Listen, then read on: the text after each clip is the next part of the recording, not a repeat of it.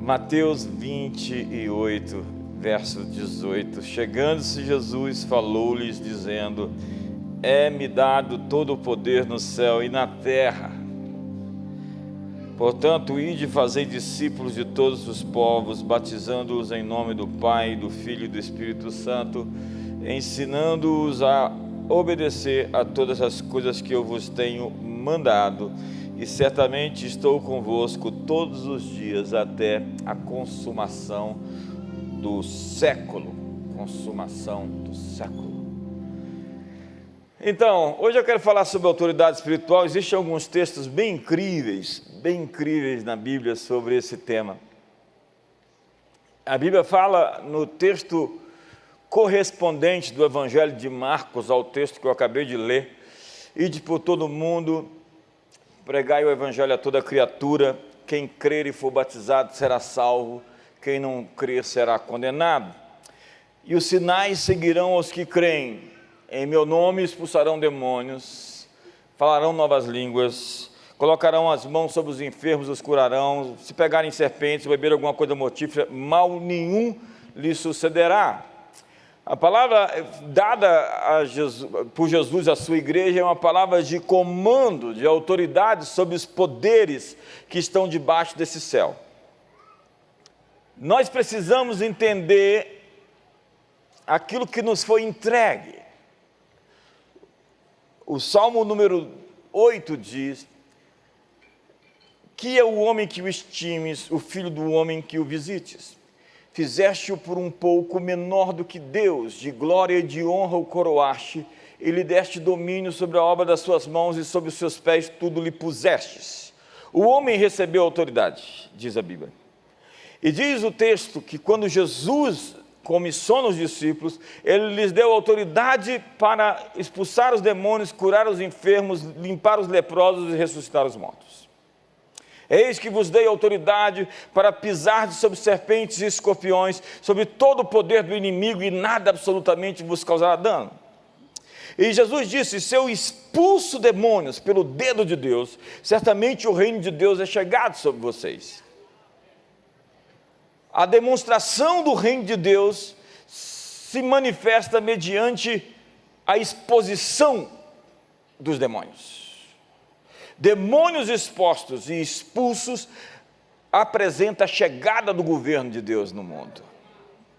Então, se nós queremos ver o reino de Deus se manifestar, nós temos que objetivamente expulsar demônios.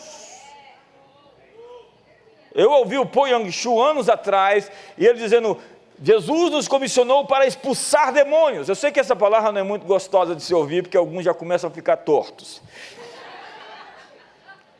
E ele dizia: expulse os demônios. Jesus disse: expulse os demônios. Então expulse os demônios da sua esposa, expulse os demônios dos seus filhos, expulse os demônios da sua sogra.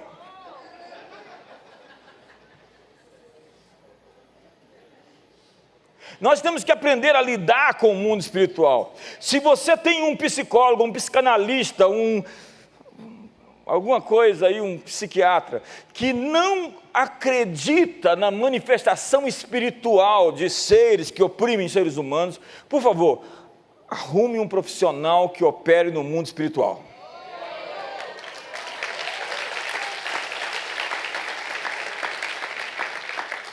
O Freud acabou com a ideia de que poderia haver um mundo espiritual, e eu vou falar sobre isso depois, em uma outra ocasião.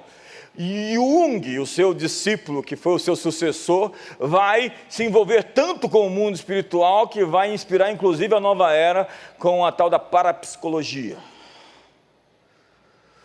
Queria simplesmente dizer que não existem manifestações espirituais, não existe nenhum mundo espiritual, tudo é muito imanente, não existe transcendência.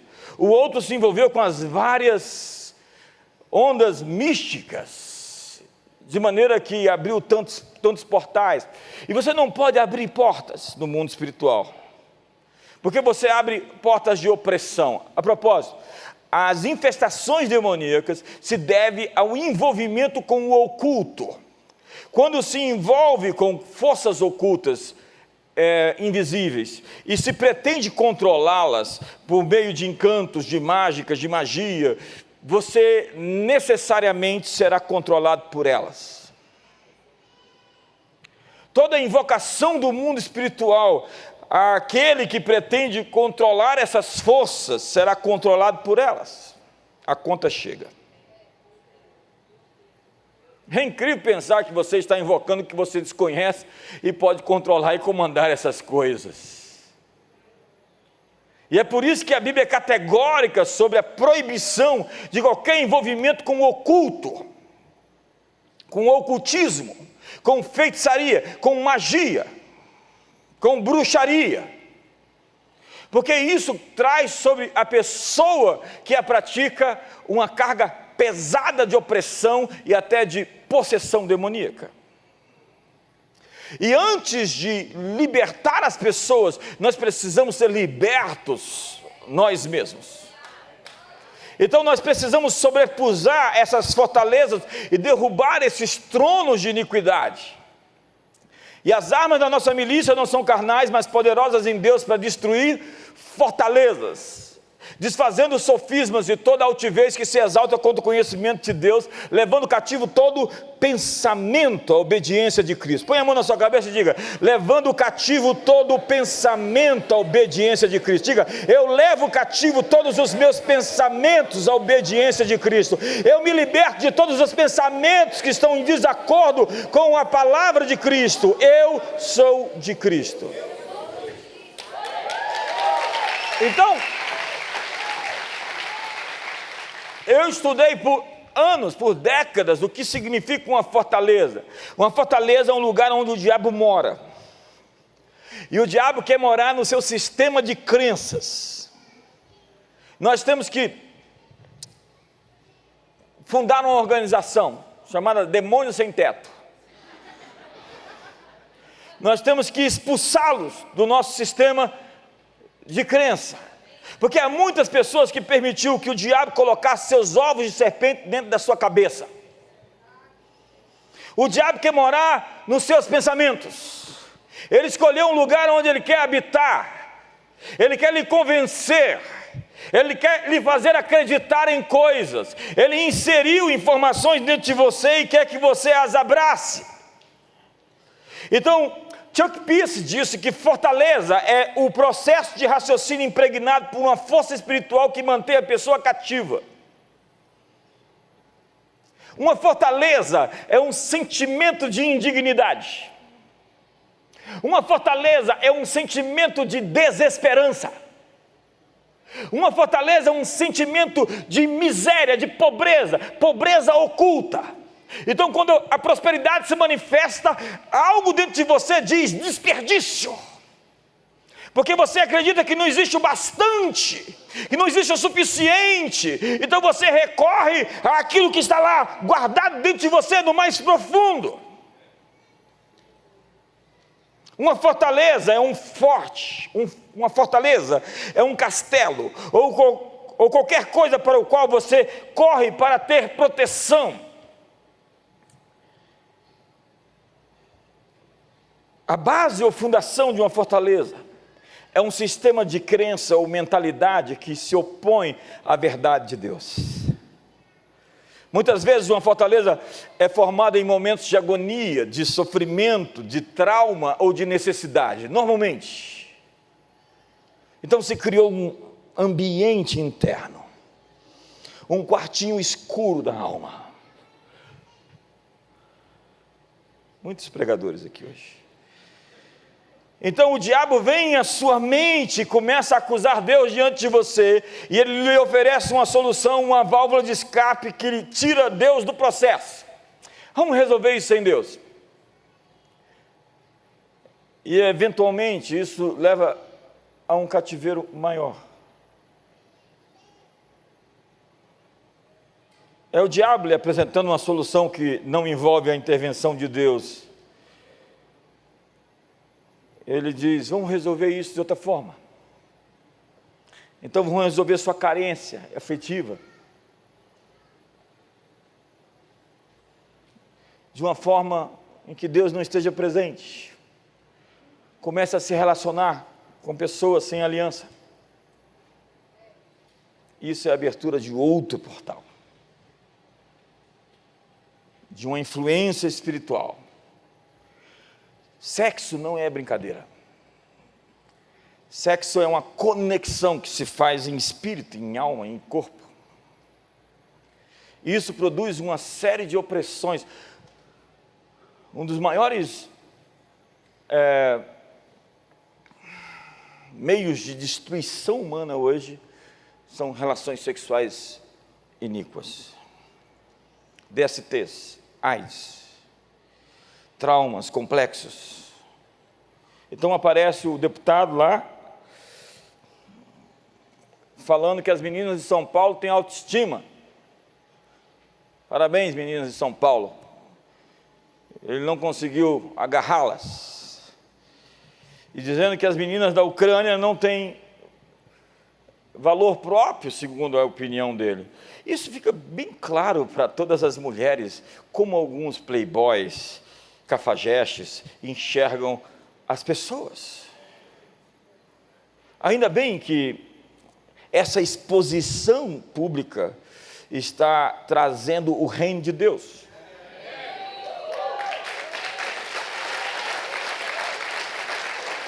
Demônios são expostos e o reino de Deus é chegado. Quantos querem dizer haja luz? Haja luz. Muito obrigado pelo entusiasmo. Então, com base em uma mentira, um sistema de adoração é edificado, onde a pessoa idolatra seus sentimentos. Já viu? Gente que idolatra suas emoções, uma pessoa apaixonada, substitui Deus por uma outra pessoa, e faz tudo o que puder por aquele ente. Eu sinto te dizer que você vai ficar frustrado, decepcionado. Toda pessoa que remove Deus do centro e coloca um outro ídolo, vai ver que esse ídolo tem pés de barro. Qualquer pessoa que você idolatrar nessa vida vai te decepcionar, porque ela não vai conseguir te suprir como somente Deus pode lhe suprir. Então, pessoas vencidas na guerra adquirem a natureza do vencedor. Isso é pesadíssimo. É quando o sujeito fica com a cara da opressão que o conquistou, quando o sujeito fica com a cara da prostituição que o venceu, quando o sujeito fica com a cara da corrupção. Você olha para o sujeito e fala assim: por que esse sujeito é tão tinhoso, tão malandro? Na cara dele, a esperteza está ali, dá para saber que tem um arranhão, dá para saber que a coisa não é séria, dá para saber que ele foi vencido, enganado, seu DNA foi corrompido, foi comprometido, porque a mentira se tornou a pessoa. E não dá para distinguir quem é um mentiroso da mentira, porque ambos é uma coisa só.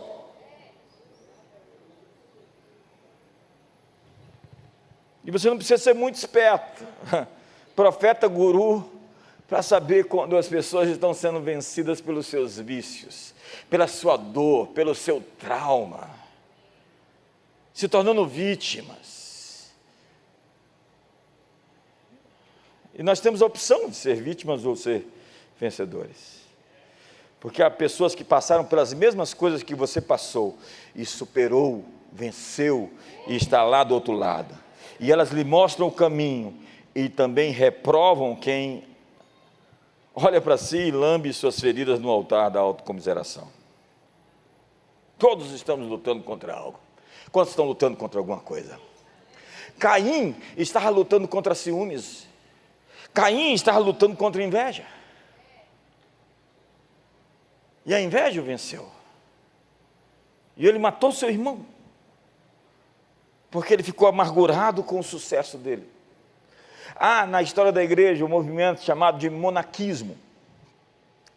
Nós temos ali São Antão, nós temos ali Pacômio, que são pessoas que vão para o meio do deserto para lidar com seus demônios. Primeiro eles vão lidar com seus demônios, com suas opressões, com suas crises existenciais. E eles vão para o deserto e ficam meses, anos separados, solitários. Desse movimento nasce o movimento monástico. Essas pessoas se tornaram tão consagradas a Deus, que quando elas vinham até o meio das pessoas, muitos milagres foram registrados. Pessoas muito dedicadas a se libertar, para libertar outros. E a Bíblia diz que quanto mais eu me achego a Deus, mais o diabo fica longe de mim. A Bíblia diz: sujeitai-vos a Deus e resisti ao diabo. Veja que existe uma ação de sujeição e avanço. A sinagoga de Satanás, diz a Bíblia, vai se prostrar diante de você, porque você está prostrado diante de mim. Então, quando você está rendido diante de Deus, você ganha força e autoridade para resistir qualquer coisa que vem contra você. A maior arma, e o texto que eu li, tem no verso 6, uma citação que quase ninguém presta atenção. Uma vez completa a vossa obediência, estáis prontos para punir toda desobediência. Quando você tem um coração entregue, um coração de servo, um coração pronto para obedecer, você é a pessoa mais poderosa que existe debaixo desse céu. Quando você é completamente rendido, rendição é poder, entrega é poder. Alguém sujeito a Deus é alguém extremamente poderoso. Sujeitai-vos a Deus, resisti ao diabo. E o diabo sabe quando ele encontra um servo de Deus. Quem é um servo de Deus? Ele não está por conta própria, ele não está pelos seus apetites, ele não está naquilo pelo ego, não é o ego, não é a vanglória, né? Esse sujeito caiu na vanglória, começou a contar vantagem de coisa que ele não devia se envergonhar de fazer. Não é por si, ou por qualquer elemento que não seja Deus, não a nós, mas ao teu nome da glória. Quando você tem esse espírito de servo, Moisés era chamado de o servo do Senhor. Cada homem de Deus tem o seu título, né? Davi é o homem segundo o coração de Deus. Abraão é o amigo de Deus. Moisés é o servo do Senhor, fiel em toda a sua casa. Por ser o servo do Senhor, pronto para servir, pronto para obedecer, ele recebeu o poder de Deus falar com ele de uma maneira que não falou com ninguém. Quando Miriam e Arão se rebelaram contra Moisés, Deus falou para eles: ei, com um profeta eu falo mediante visões ou sonhos, mas com Moisés eu falo face a face. Como vocês não temeram afrontar o meu servo? Quando Deus chama alguém de servo, é porque ele está pronto para obedecer. Tem gente que chama Deus de Senhor, mas toma as decisões que quer da vida. Tem gente que chama Deus de Senhor, mas faz o que quiser, eu vou me divorciar. Como você vai se divorciar? Você não tem um Senhor. Se você tem um Senhor, você não vai se divorciar, porque o Senhor disse que Ele odeia o repúdio. Alguém em casa? Eu estou saindo do jet lag agora. Estou acordando, vamos lá.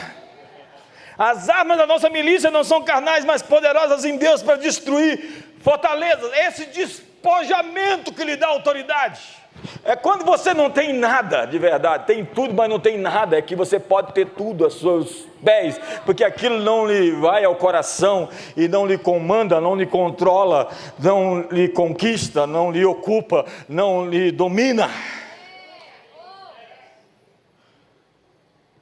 Essa gente despojada, desapegada, é gente poderosa.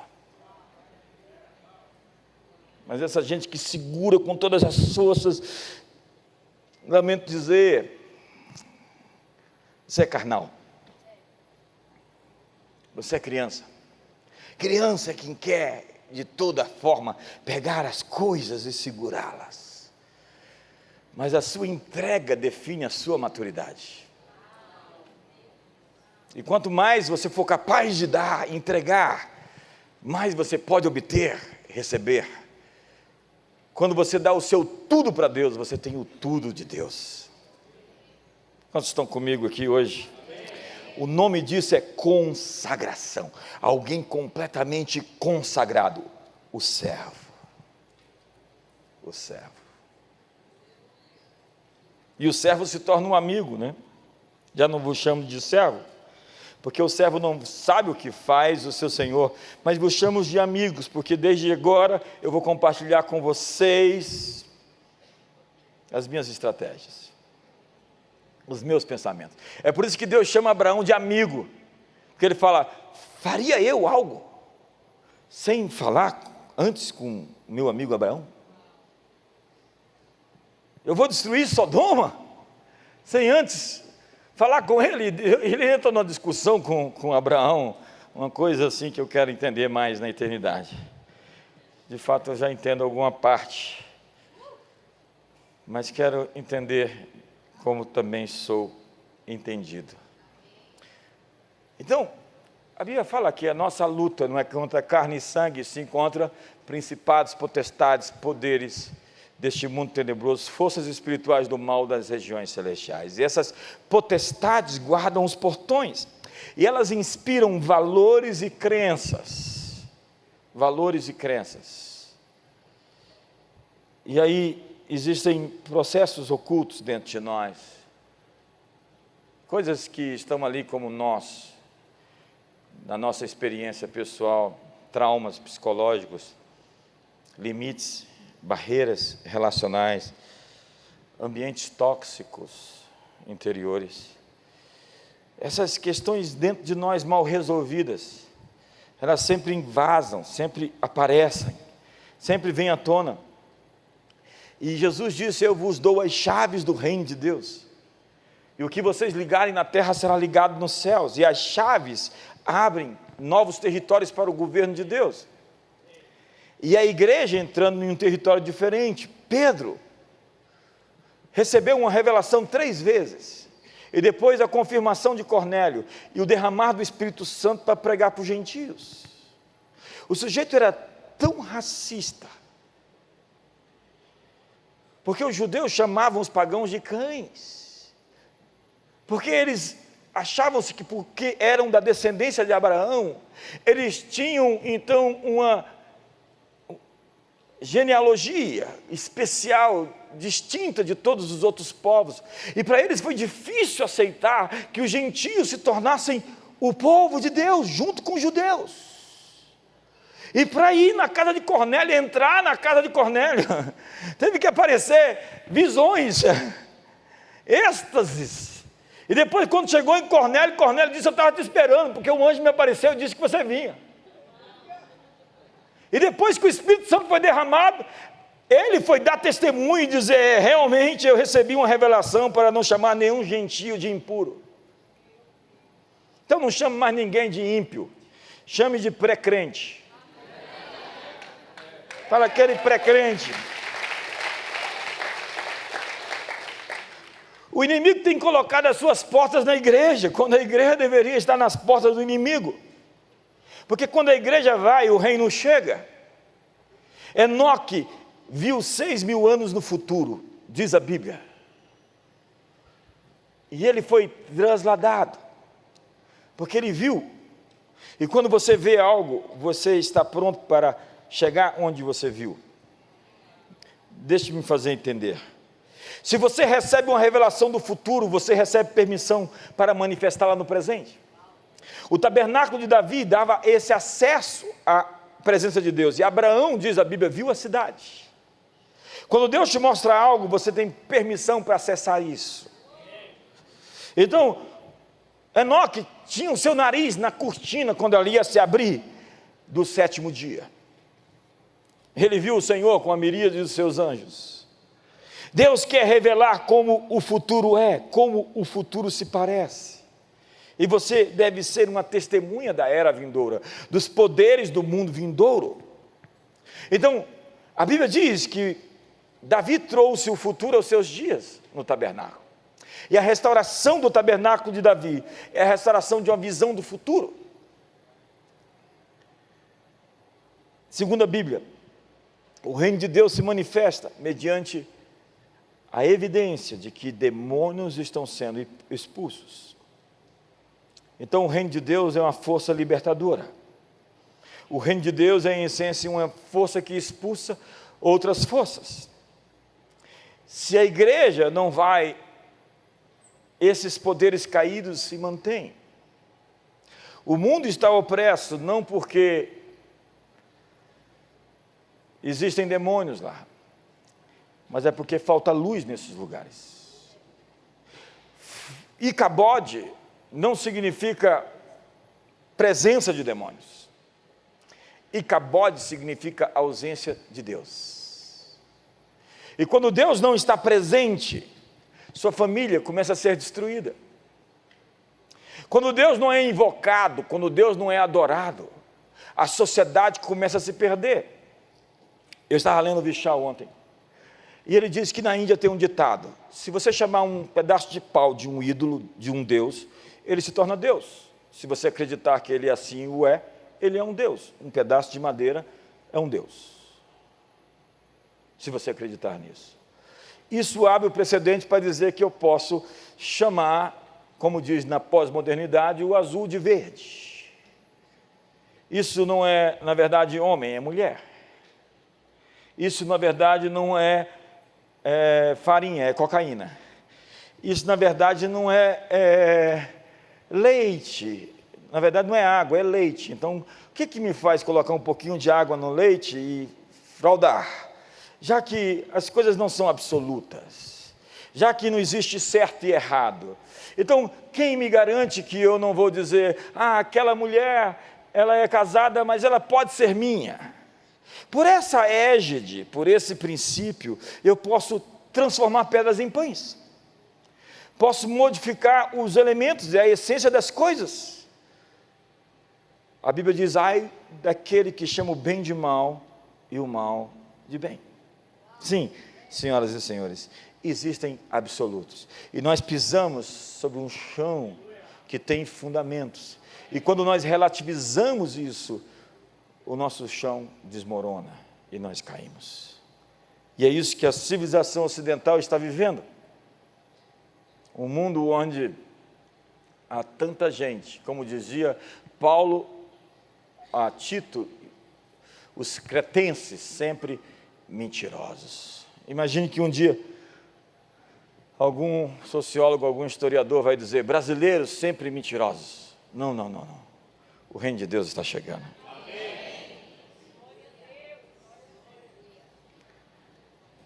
Então aparece um homem epilético. Ele se jogava no fogo, se jogava na água. E os discípulos tentaram expulsar aquele demônio e não conseguiram. Jesus chegou ali e o libertou e o discurso acabou. A discussão terminou. Um milagre vale 1000 sermões.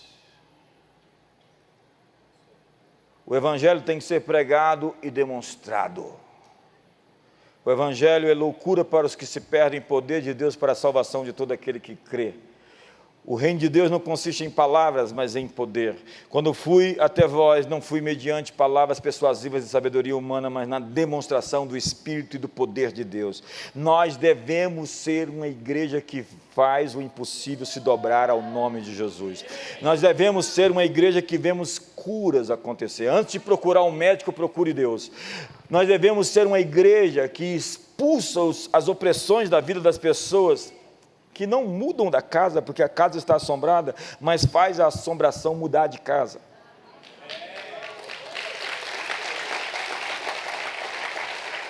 Então Jesus disse, olha, vocês têm um problema de fé. Não, ele disse, vocês precisam expulsar essa casta com oração e jejum, porque há coisas que controlam pessoas, que só vão ser libertadas quando você consegue colocar sob domínio e disciplina os seus apetites. Então a evidência da era por vir são demônios expulsos. Eu lhes dou as chaves do reino de Deus. Então, o que ligares na terra será ligado nos céus. Veja, Deus, terra, inferno, chaves e portas, tudo no mesmo texto. Jesus demonstrou os poderes do mundo vindouro, expulsando demônios. Eu levanto às vezes de madrugada e sinto alguma coisa mudada na atmosfera, e eu faço o que Tiago me disse para fazer. Eu quero que os varões levantem mãos santas, sem ira nem animosidade. Eu faço o que a Bíblia me diz que eu posso fazer, eu estabeleço o meu perímetro de território, de autoridade, onde os demônios não vão atacar. Um homem deveria ver os demônios chegando perto da sua casa antes deles chegarem. Nós somos territoriais, não é isso?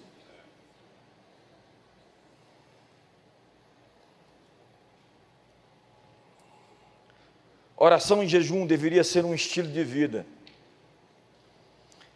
Porque os demônios são a infantaria dos exércitos, mas existem potestades, principados, eles governam atmosferas.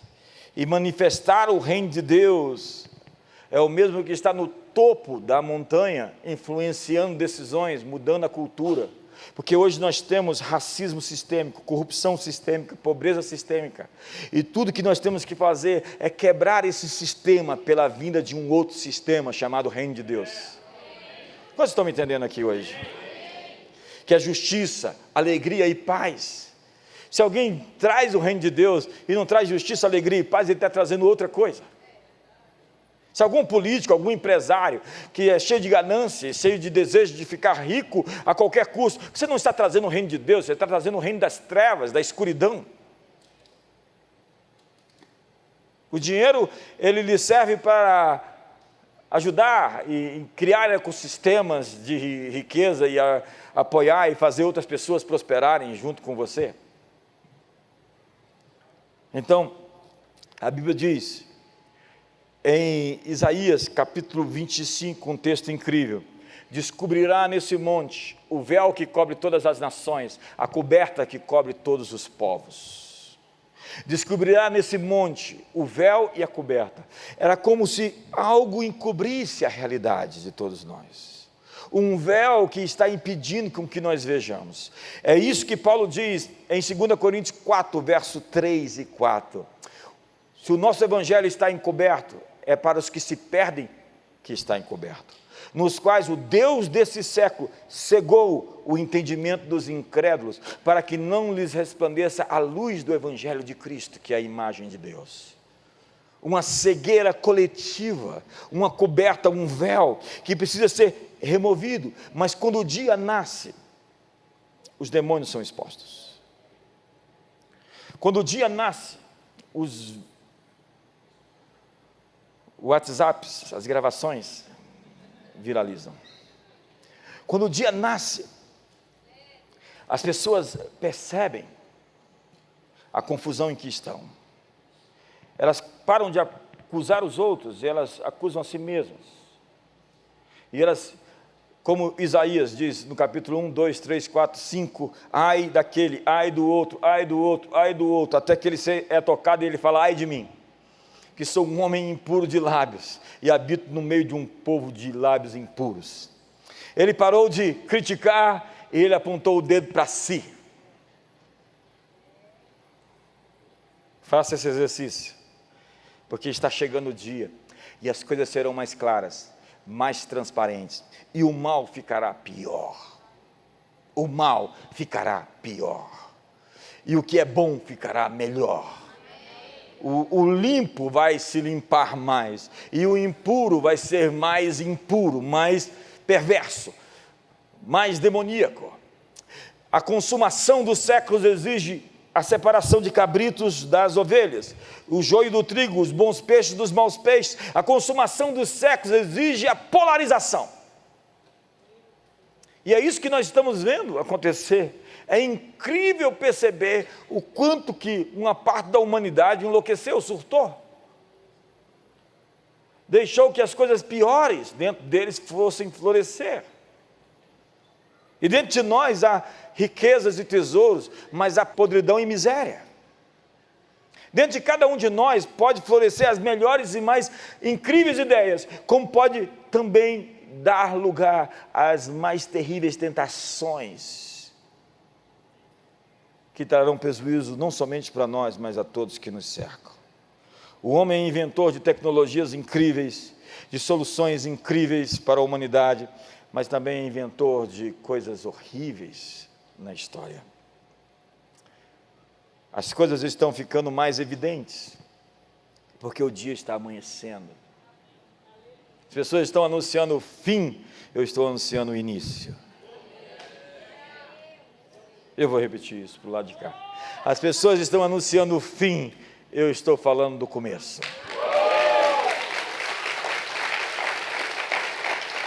Eis que estou convosco até a consumação do século. Uma mudança de era. O governo de Deus chegando em plenitude, a manifestação dos filhos de Deus. Os céus o retêm até o tempo da restauração de todas as coisas. Então, o meu texto base, para eu terminar, é que o Criador nos deu autoridade para estabelecer o seu domínio nesse mundo. É isso que nós temos, somos senhores da terra. Deus fez do homem o senhor do planeta.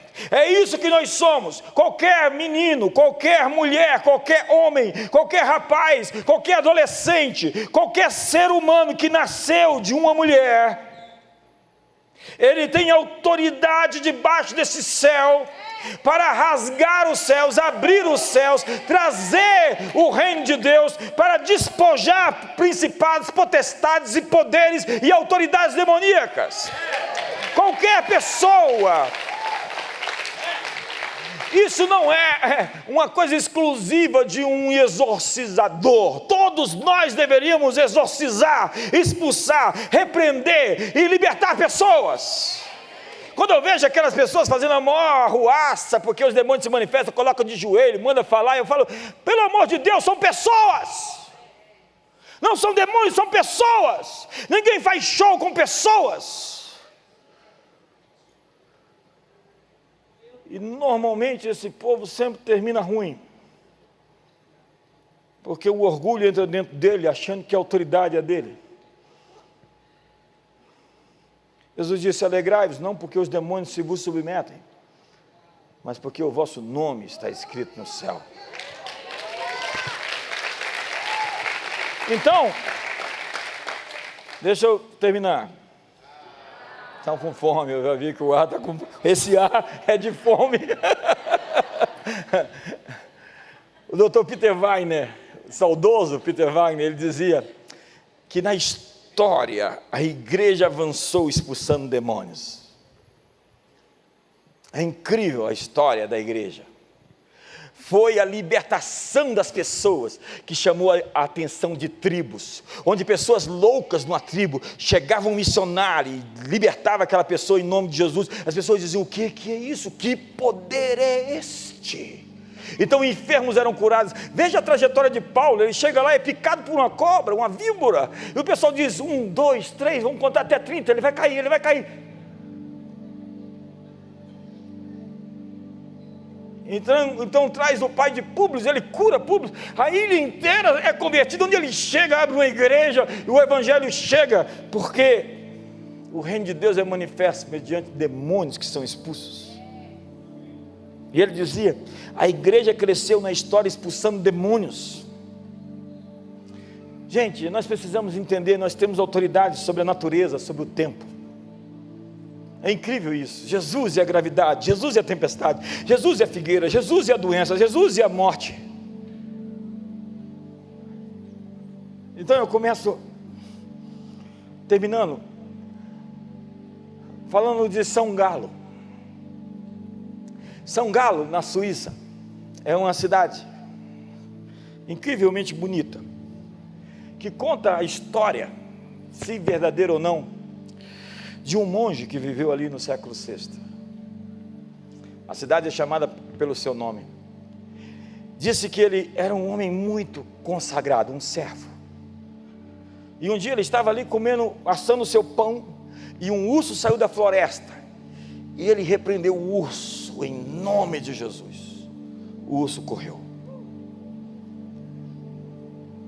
E disse que logo depois o urso voltou mansinho e se assentou na fogueira, onde ele compartilhou o pão. Procure lá na internet, tem essa história, onde tem várias imagens e ideias, o santo e o urso. Não sabemos ao certo se isso aconteceu, mas sabemos ao certo que este é o espírito do evangelho que nos foi trazido. Na mesma região existe um monte chamado Monte Pilatos, onde dizia-se que o procurador romano andava de um lado para outro, o seu espírito, atormentando as pessoas que o encontravam. Então ninguém subia na montanha. Naquele tempo ainda, no século XV, ninguém subia na montanha porque o procurador Pôncio Pilatos, seu fantasma, estava na montanha assombrando e fazendo mal às pessoas. Então Vadian, que era um dos reformadores, subiu em cima da montanha, levou consigo outros, pegou pedras e atirou no lago, para mostrar às pessoas que o evangelho é superior a fantasmas, poltergeists, assombrações e misticismos e medos e confusões e demônios e entidades e forças das trevas. Eu não posso mais nem citar o nome porque está politicamente incorreto. Os reformadores baniram as superstições. Tem crente ainda supersticioso. Dá uma olhadinha para o seu irmão do lado. Mas os cristãos estabeleceram esse mundo ocidental, enfrentando o paganismo. Foi Bonifácio, no século VII, VIII, que entrou em Geismar e destruiu o Carvalho de Thor. Sabe aquele Thor lá dos Avengers? Ele é uma das entidades lá do panteão, junto com Odin e etc. E não é coisa boa. E foi Bonifácio quem destruiu o seu carvalho. Todo mundo tinha medo de chegar perto do carvalho. O cristão, o monge, chegou lá e falou: quer ver? Me dá um... Tá! Derrubou o carvalho. Vamos esperar ele morrer. A ira de Thor virá sobre ele. A ira de Thor virá sobre ele. Thor não tem poder nenhum sobre aqueles que professam o nome de Jesus.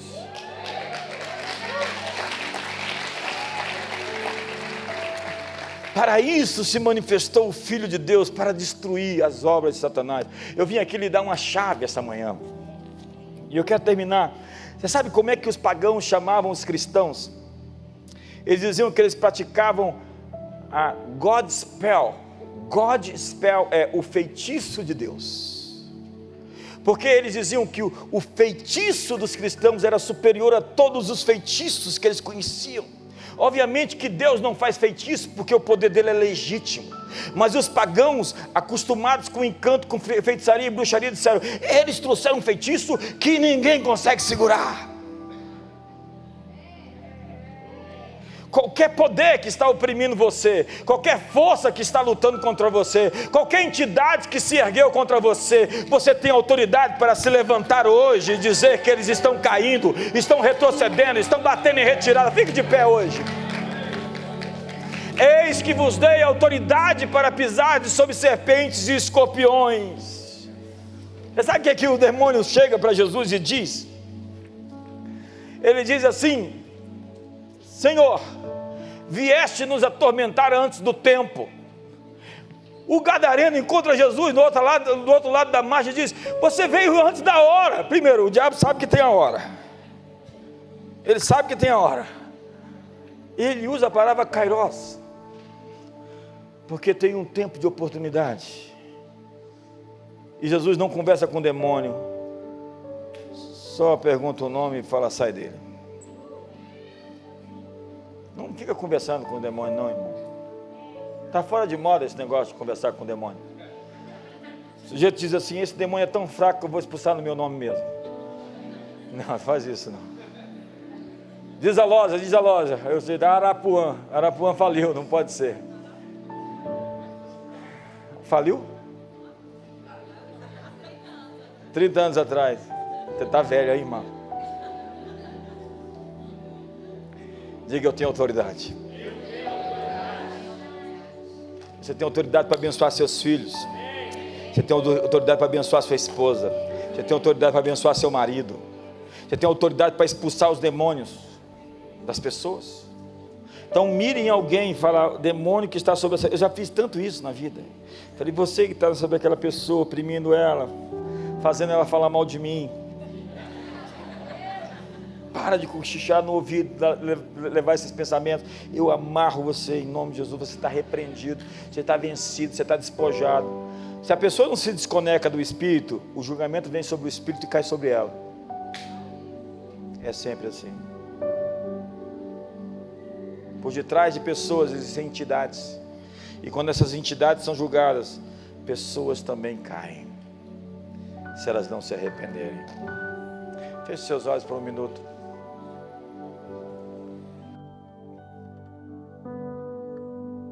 Essa é uma mensagem que eu vou chamar mensagem de jet lag. Assista. Feche seus olhos. Fale agora uma palavra sobre alguma coisa. Fale agora contra o demônio que está por detrás dessa pessoa. Fale agora contra a entidade que está por detrás de líderes no Brasil. Fale agora.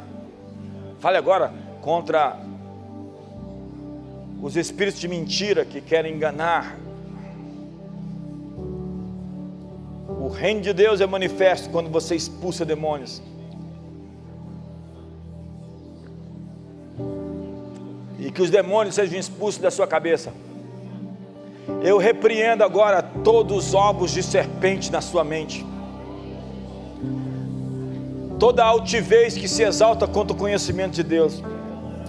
Todo pensamento, toda ideia de suicídio hoje, eu quero dizer sexy, todo esse suspiro, essa mensagem enviada por demônios à sua mente, eu quero quebrar o poder do suicídio agora, o poder da mensagem, da destruição, esse poder da opressão, da depressão. Eu repreendo vocês, entidades, eu repreendo vocês, forças malignas, forças demoníacas da doença.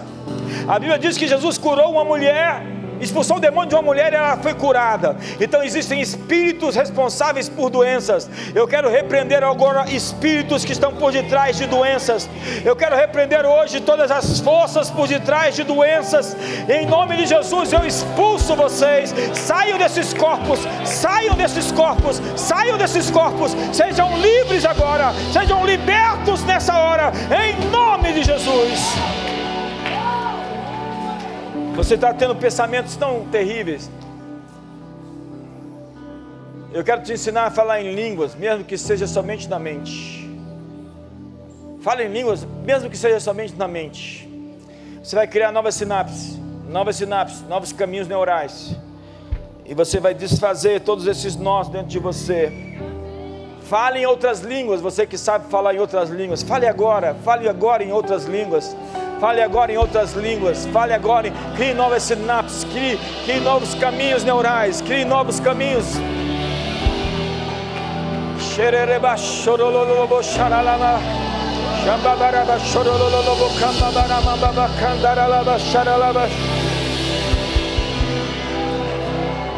Seu marido, sua esposa, ou qualquer pessoa da sua família está envolvida com prostituição, e prostituição é um feitiço. É um feitiço. Nós quebramos o feitiço hoje. O espírito de sedução, a idolatria por sentimentos. Nós quebramos esse ídolo hoje. Que esse ídolo seja quebrado. Que a frustração chegue antes da hora. Que a frustração chegue agora. Que se veja a real. Que se tire as escamas. Que se tire os encostos. Que se tire todas as perspectivas falsas, os floreamentos, as mentiras. Nós quebramos hoje o poder dessas mentiras. Nós desfazemos o poder dessas mentiras. Sejam livres agora.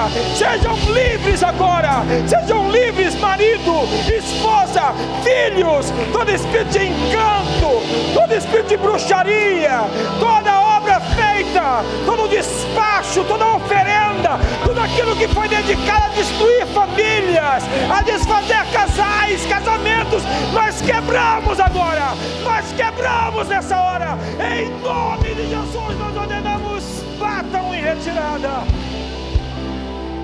batam em retirada.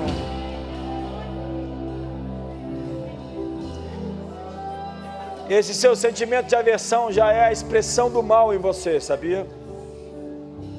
Essa aversão dentro de você, é isso que está acontecendo. já é justamente a manifestação de algo que você precisa ser livre. Você precisa de quebrantamento, porque essa casta de demônio não é expulsa senão mediante jejum e oração. Faça um voto com Deus e dedique um dia de jejum, para você ver o que vai acontecer. Uma semana. Há pessoas aqui com as finanças amarradas, e nós hoje liberamos as portas econômicas, desfazemos os nós. Há pessoas que estão sendo impedidas por forças espirituais de progredir. O espírito de miséria, de bancarrota ataca a sua família. Você conquista e perde, conquista e perde, conquista e perde. Nós queremos liberar sobre você uma continuação sem interrupções. Nós liberamos o poder do Espírito Santo hoje para construir algo que vai durar, que vai permanecer. Eu quebro o poder das dívidas. Quem é endividado é escravo da dívida. Eu libero sobre você um florescimento econômico, para uma nova estação de conquistas, de resultados que você nunca teve antes, e de uma permanência que você nunca teve antes. Guarde seus pensamentos, guarde seu coração. Eu queria estender esse culto mais, fazer dele um momento ainda mais especial. Mas você pode sair daqui e fazer isso na sua casa. Você pode continuar discernindo quais são as opressões que estão na sua família e falar aos espíritos. Por um minuto, olhe para mim. Você não vê Jesus pedindo para Deus curar ninguém. Você não vê nenhum apóstolo pedindo para Deus expulsar demônio de ninguém. Você não pede para Deus curar. Você não pede para demônios saírem. Você exige.